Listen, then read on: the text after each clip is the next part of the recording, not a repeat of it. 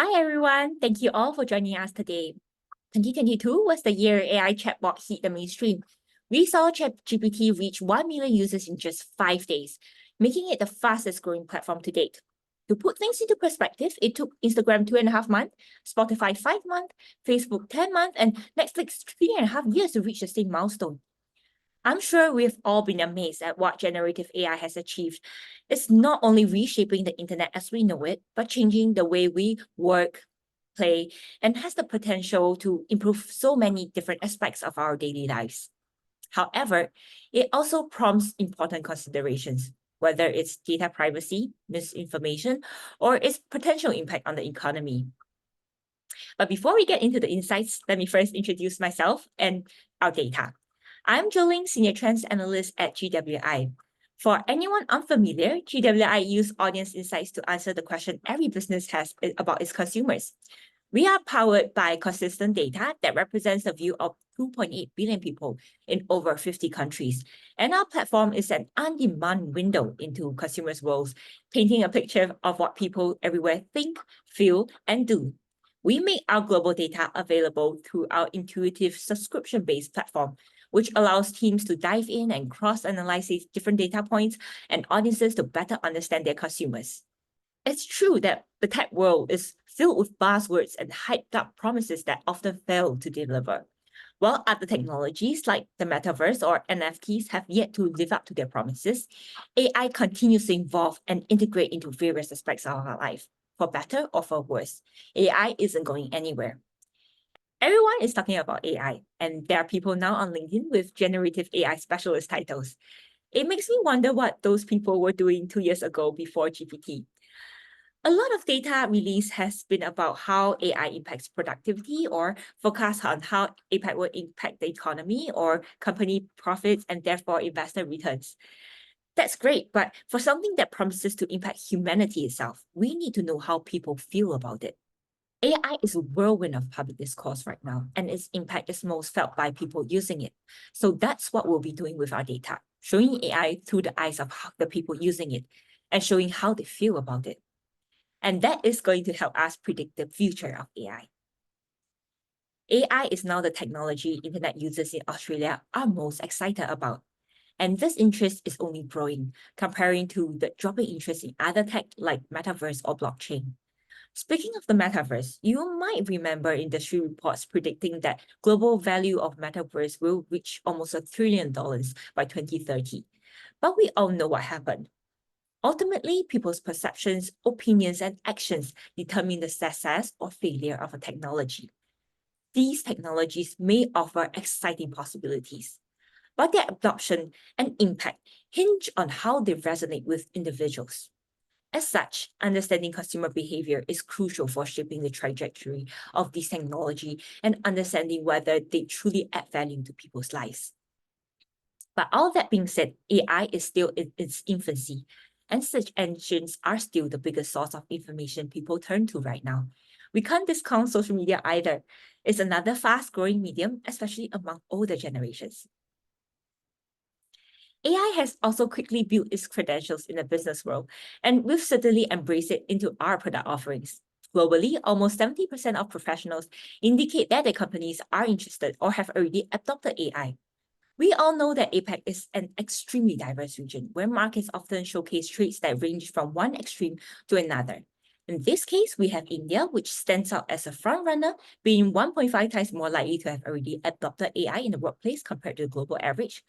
Conversely, across most industries, Australia is taking more of a cautious approach, trailing behind many of our APAC neighbors in terms of AI adoption, being almost 40% less likely to have adopted AI in the workplace. By looking at the groups of people most likely to be using AI tools in the workplace, we can see which are further along in terms of disruption. Globally, the workers using them the most right now are the software developers. ChatGPT and similar tools are excellent at writing code, and given how time-intensive coding can be, there's every incentive for developers to be using it. GitHub said that some 40% of the code programmers are writing is being written by its Copilot AI, and this is heading up to 80% within the next 5 years.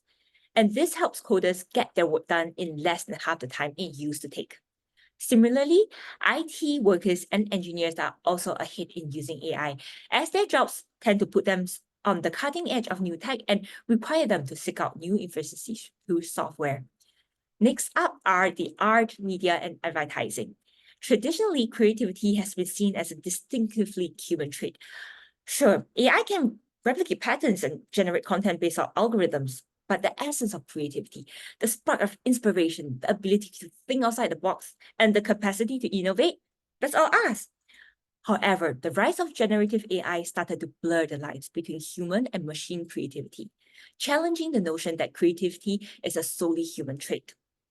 Our studies found that less than a third of internet users are confident in their ability to tell AI-generated content and real content apart. But this doesn't mean that it's a zero-sum game. It is up to us to be responsible in deciding how much of the creative work will ultimately be done by AI and how much by humans. Finding the balance here will be an important challenge. While AI can assist in the creative process by offering insights, generating ideas, or even producing content, it lacks the depth of human intuition, emotions, and experience that often feel truly groundbreaking and original creative endeavors. Not to mention concerns about AI amplifying systematic biases or infringing copyrights. These are new problems that will arise, and it's up to us to solve them. Our research has consistently shown that people have mixed feelings about AI, excited but apprehensive at the same time. As interest and awareness grows, attitudes are taking shape. 2 in 3 Australians believe that AI tools are developing at an alarming rate, but among those who are concerned, over 1 in 3 are also excited about the development of AI. Being replaced by AI in your job is no longer a rational fear. A Goldman Sachs report predicts that as many as 300 million jobs could be impacted by AI automation. We know that less than 1 in 5 global marketers see AI as complementary to our workflow, but as many as 2 in 5 marketers believe AI will put our jobs at risk. Given that AI's growth seems inevitable, we need to know what consumers and people in our industry are most excited about, and everyone has different fears and worries. This is where audience insights come in. As the potential of generative AI in producing art or music gains recognition, so do the legal concerns associated with it. This sentiment is particularly pronounced in Australia, where people are more likely to express apprehension about the legal implications of AI. Legal concerns are weighing heavily on a greater number of people, especially among the older generations. Right now, people are intrigued and open about the potential of generative AI, but with this sense of intrigue comes a fear of the unknown. Concerns about AI-generated art and music raise valid questions about ownership, copyright, and attribution. It's essential to establish clear legal frameworks to address these issues. The allure of generative AI lies in its efficiency and cost-effectiveness. However, amid economic uncertainties, it's crucial to tread carefully in resource allocation. While it's tempting to prioritize the potential benefits of AI, we mustn't overlook established strategies and fundamental principles. Balancing innovation with prudence is key. Navigating the evolving landscape of AI in creative industries require careful deliberation and proactive measures to address potential challenges while harnessing its transformative potential responsibly. People are calling for more regulations, and policymakers are starting to respond with a nuanced approach. Earlier this year, the Australian government has announced its intention to implement a suite of mandatory safeguards concerning the development and deployment of high-risk AI use cases, but acknowledges that existing laws likely do not adequately prevent AI-facilitated harms before they occur, and more work is needed to ensure that there is adequate response to harm after they occur.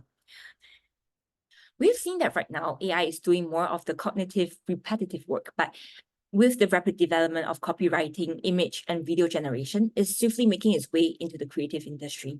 What's important right now is to have regulations and measures in place to distinguish what's AI generated and what's created by humans.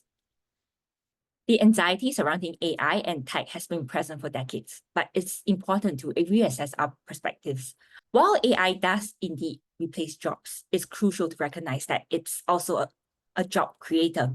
The World Economic Forum estimates by 2025, Technology will create at least 12 million more jobs than it destroys. A sign that in the long run, AI will be a net positive for society. We're talking about tech job, education job, management job, and of course, creative jobs.